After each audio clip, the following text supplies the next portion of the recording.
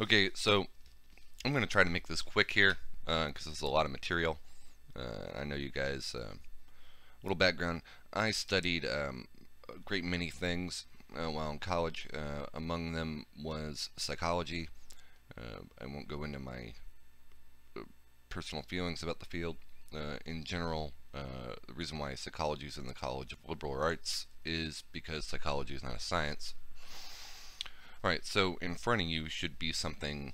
I've come across this material quite by accident, has nothing to do with me.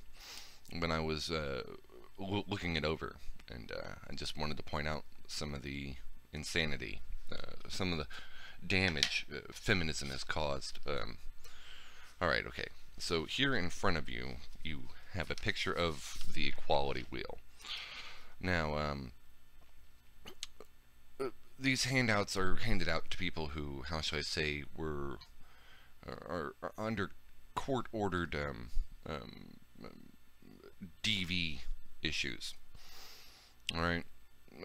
So here's what they're trying to tell you. All right. Now here's the equality wheel. Right. Okay. This is the non-violence equality wheel. Starting at 12 o'clock and going clockwise. Non-threatening behavior, talking and acting so that she feels safe and comfortable expressing herself and doing things. Respect, listening to her non-judgmentally, being emotionally affirming and understanding, valuing her opinions. Now just start listening to this from a MGTOW, MRA, even PUA mindset, okay? And specifically think about MRA philosophy here when you're listening to this. And let's not talk about all the data. Like, this is sexist on the face of it by just the pronouns, as if women don't do these things in return. All right, trust and support, supporting her goals in life, which goes to psychological cynics, Real Man, which he released just today. Real Man versus a good man. Yeah, her goals in life. Respecting her right to own to her own feelings, friends, activities, and opinions. Honesty and accountability, accepting responsibility for self, acknowledging past use of violence, admitting being wrong, communicating openly and truthfully. No, I won't go into this. I've known quite a few dudes who had this twisted against them a long time ago. Like, yeah, she has her own friends. Yeah, there's a dude recently I know. Hey, just because her male friend is male and she's hanging out with him alone, you don't have to get all jealous. But don't be an abuser. Don't be a controlling, criminal man. She's gonna go hang out with her guy friend all by themselves, and they're gonna be gone for hours, and you should just trust and support that. And communicating openly and truthfully. Yeah, like women want you to be open and honest about your feelings to them, as any PUA would tell you. Admitting being wrong, I guess if you're engaged in some sort of reasoned, logical discussion with a woman, it's totally fine. Pardon me. Alright, now moving on. I'm trying to be quick. MGTOW perspective, MRA perspective, PUA perspective. Responsible parenting, sharing parental responsibilities, being a positive, non-violent role model for the children.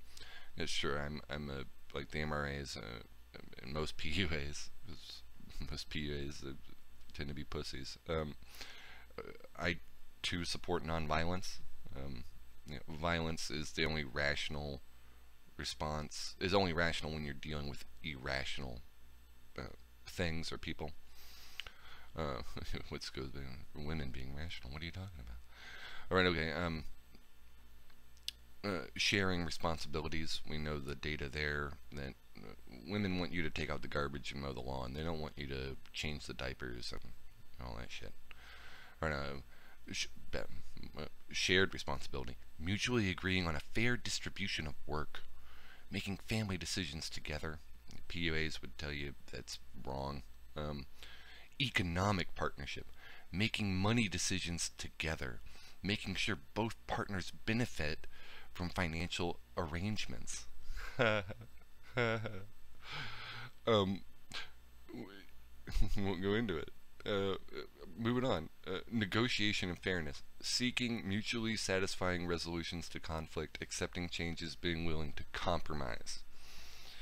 Alright, again, if you're dealing with a reasonable, rational, logical person, I have no problem with this. And the next image, power and control, the violence wheel. Alright, I won't read the little 2 paragraphs up above. Intimidation, making her afraid by using looks, actions, and gestures, smashing things, destroying her property, abusing pets, displaying weapons. If you're abusing your pet, some animals need to be aggressively disciplined. It depends on the kind of animal you're dealing with, but yeah, abusing pets is generally not a good sign. Displaying weapons. Hello. What is that organization called? The gun organization. The NRA. Hello, NRA. Uh-oh. That's intimidation. I mean, I can't tell you how many guys I see walking around with knives and guns and just gun racks. Like, let's start twisting. Let's make the definition of being a bad man so vague, and let's throw in so many factors and variables and qualifications that almost any guy fits into this. Emotional abuse, putting her down, making her feel bad about herself, calling her names, making her think she's crazy, playing mind games, humiliating her, making her feel guilty. Okay, putting her down. Is your wife putting on weight, telling her that it's not putting her down? Making her feel bad about herself, I don't know, make her feel bad about it. How many women tell men to man up?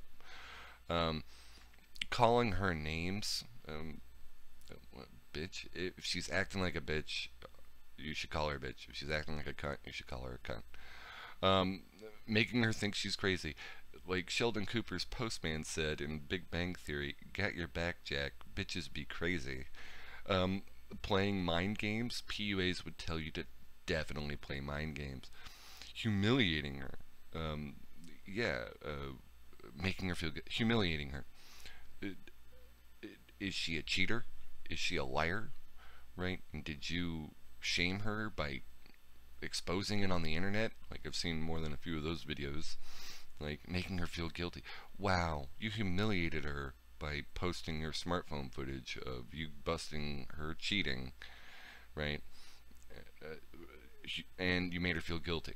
Like, okay, that's emotional abuse. Just supposed to accept it, guys. Just supposed to, whatever, walk away, let her take your stuff. Sorry, I keep doing that. I'm smoking these damn cigarettes. It's the weather, too. Alright, moving on. I'm trying to be quick here, man. I never come at you guys with something short and sweet. Isolation, controlling what she does, who she sees and talks to, what she reads, and where she goes, limiting her outside involvement, using jealousy to justify actions. Okay, look, we won't get into all that. It sounds very reasonable. I'm trying to be brief here. Minimizing, denying, and blaming, making light of the abuse and not taking her concerns about it seriously, saying the abuse didn't happen, shifting responsibility for abusive behavior, saying she caused it. Well, was she, like, constantly coming at you with your failure to meet her demands and expectations? And was she just constantly shaming you and blaming you? And just to get her to be quiet, did something a little illegal? Well, okay. I've noticed a lot of women get all butthurt when they get, how should I say, treated as a man would be treated if a man said some of the same things these women say. I've seen it. Alright, moving on. Using children. Making her feel guilty about the children. I don't know what that means. Using the children to relay messages. Yeah, that is kind of shitty. There's that joke about, what is it that The father's telling his daughter, "You're my favorite daughter," and she goes, "Why?" And he goes, "Because you don't repeat everything I say to your mother." Um, I there's a intent using children. Unfortunately, children tend to just, "Hey, dad said this. Hey, mom said this." Yeah, I mean, your favorite child might be the child that doesn't repeat everything you say to your spouse. Using visitation to harass her, threatening to take the children away. All right, let's move on. Trying to be quick. Economic abuse, preventing her from getting or keeping a job, making her ask for money, giving her an allowance, taking her money, not letting her know about or have access to family income. Okay, now this goes to psychological cynics. Most recent video. This also goes to a whole bunch of other stuff, man. I mean, the MRAs here, they might have a good point. All right, and then Sandman had a video a few days ago, maybe a week or so ago. All right, in old timey times, in like, height of the white man patriarchy times in America, the 50s, right, Mad Men times, right, preventing her from getting or keeping a job, yeah, I don't know if men were actively preventing women from going to work. Making her ask for money, that was standard issue stuff back in the day, back in the height of American culture and economy. Giving her an allowance, yeah, many men still do that today, especially these, doctors and lawyers and, upper 10 percenters, upper 1 percenters. Taking her money, well, if this kind of contradicts the next one, not letting her know about or have access to family income. If it's so now it's her money when it's her money, but it's family income when it's your money. All right, moving on. Male privilege, treating her like a servant, making all the big decisions, acting like the master of the castle, being the one to define men's and women's roles. Wow, just MGTOW perspective that, PUA perspective that. All right. Coercion and threats. Making and or carrying out threats to do something to hurt her, threatening to leave her, commit suicide, or report her to welfare, making her drop charges, making her do illegal things. All right, well, we're talking about a different group of people than most of y'all are probably used to associating with.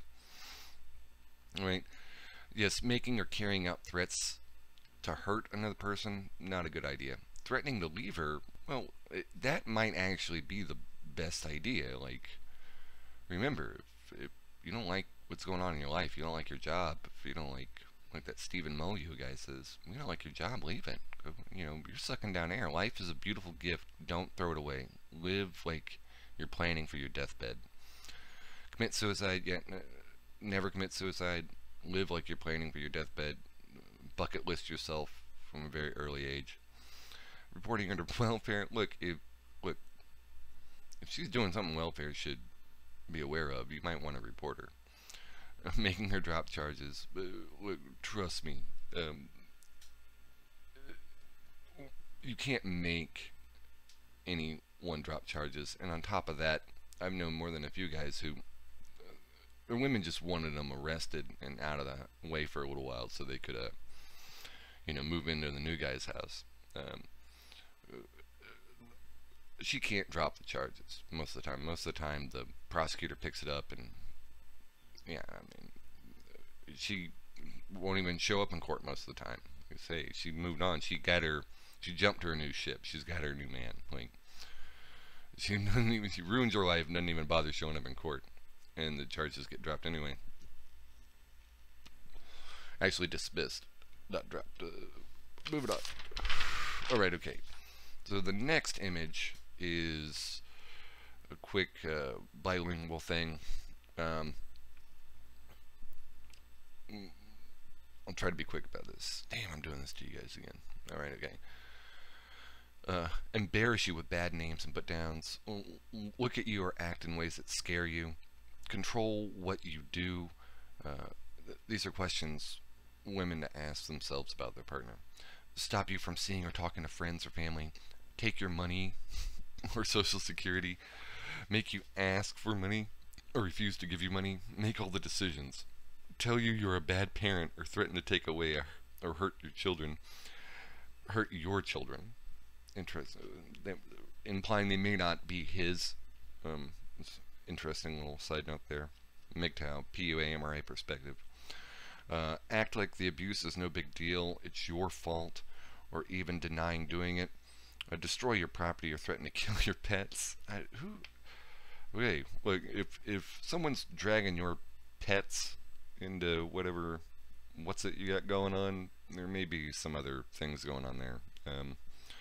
I've oddly known a soldier who some guy owed him like $450. He was planning on kidnapping and murdering the guy's dog. Like, okay, look, we won't get into military selection, training, yada yada yada. In general, a decent human being, a good man, or just a human. Look, you leave another human being's wife, husband, kids, pets out of whatever you got going on with that other person. Yeah, you leave. That's the one rule of the mafia we should all ascribe to. Leave a man's family out of whatever you got going on. And his pets. Intimidate you with guns, knives, or other weapons. I've already covered this. I see guys walking around with guns and knives and other weapons all the time. Shove you, slap you, or hit you. That way you can leave. You can always leave. If that happens, ladies, leave. Force you to drop charges. Again, I can't do that. Threaten to commit suicide. Interesting. I don't. I hate you, so I'm going to kill myself. This is probably threatening to take away your provider role. Threaten to kill you. Well, yeah, you might want to report that to the police. Okay, now here's where the social psychology BS comes in, and this is the kind of really offensive part about it. Alright, okay.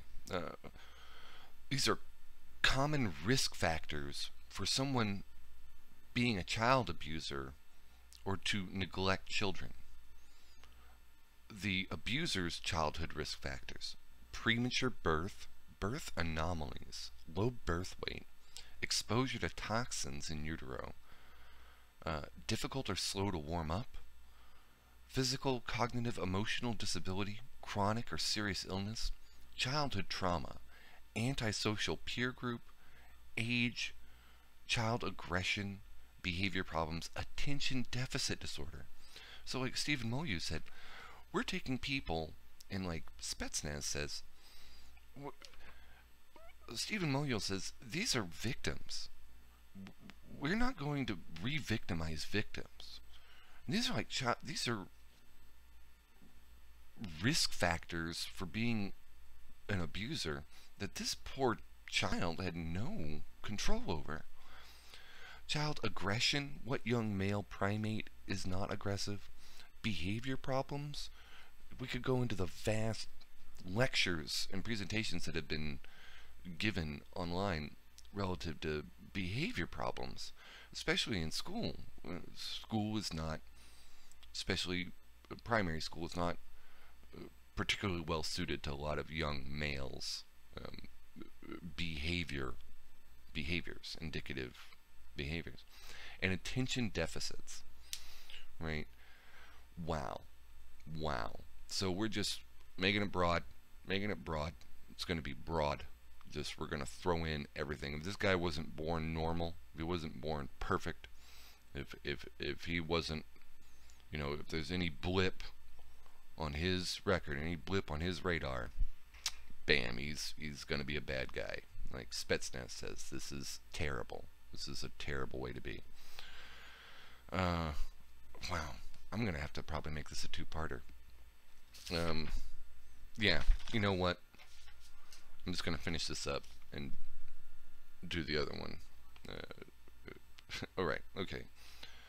Personality factors: external locus of control, poor impulse control, depression, anxiety, low tolerance for frustration, feelings of insecurity, lack of trust. I could go into each of these item by item and rationalize and justify them. I will say, in general,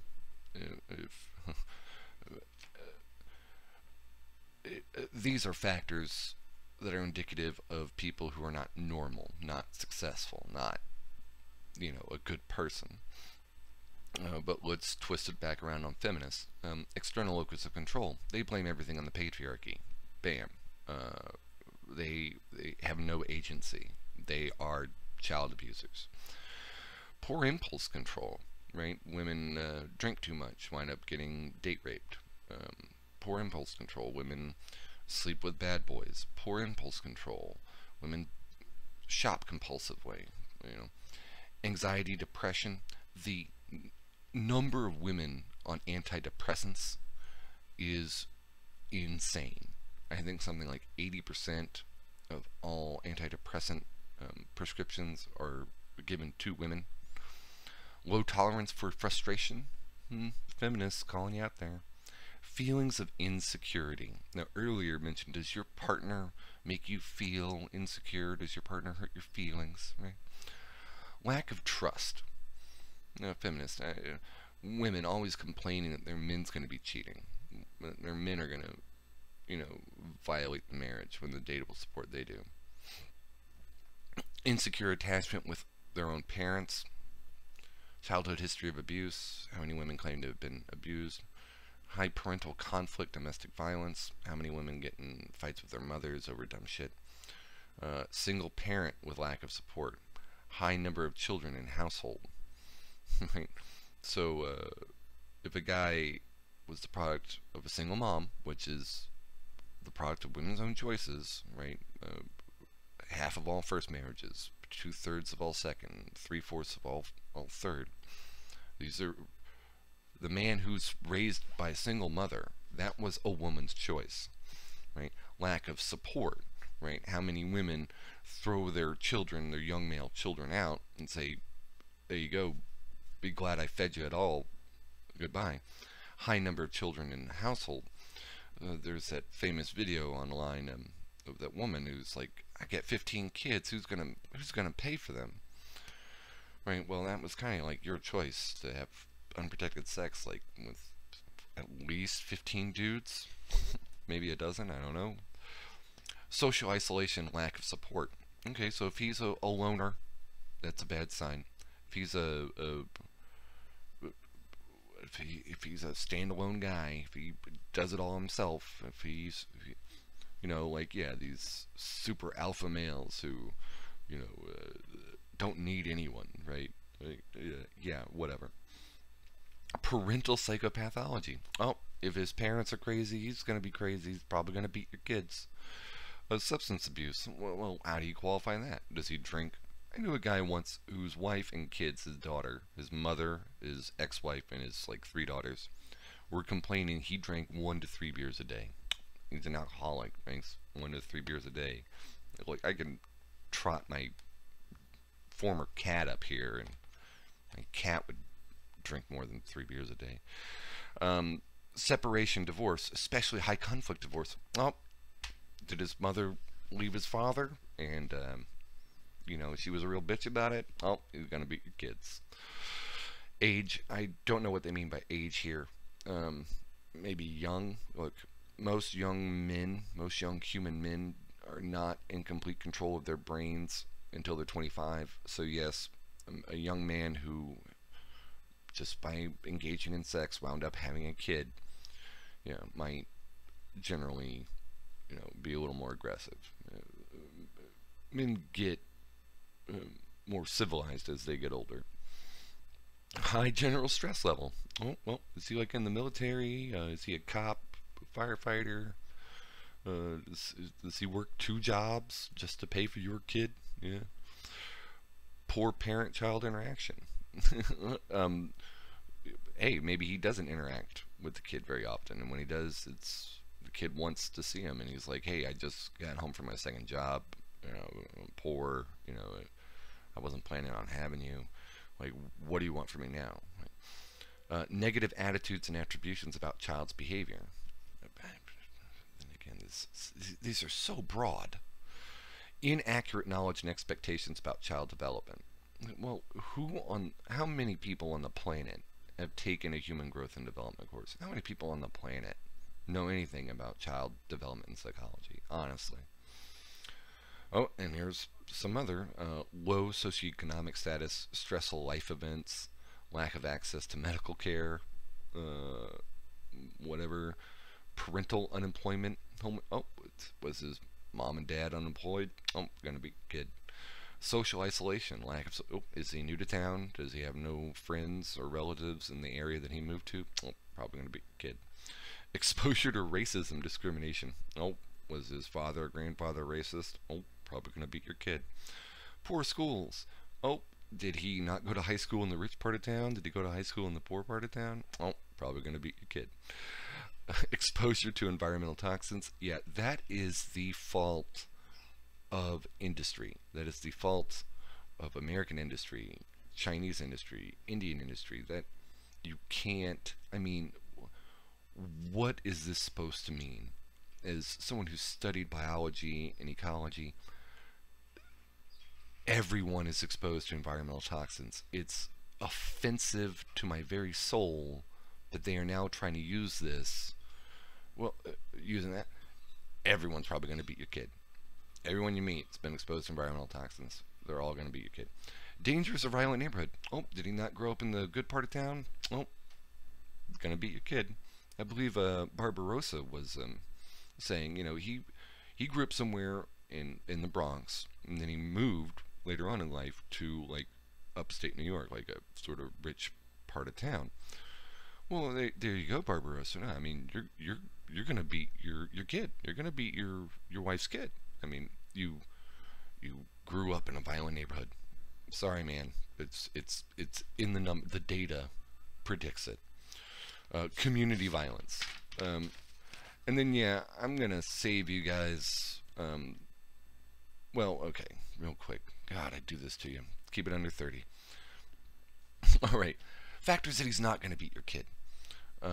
Good health, history of adequate development, above average intelligence, hobbies and interests.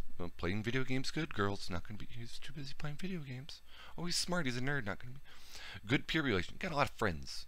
They like him. Personality, easy temperament. He's cool. Positive disposition. He's, a go-getter. Active coping skills. Yeah, I can go into that. Positive self-esteem. Good social skills. Internal locus of control.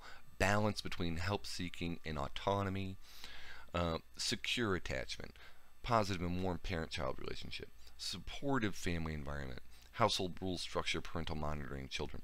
Extended family support and involvement, including caregiving help. Stable relationship with parents. Parents have a model of competence and good coping skills. Family expectations of pro-social behavior. High parental education. Like, your parents' education has anything to do with you beating her kid. That is the most insane qualitative factor.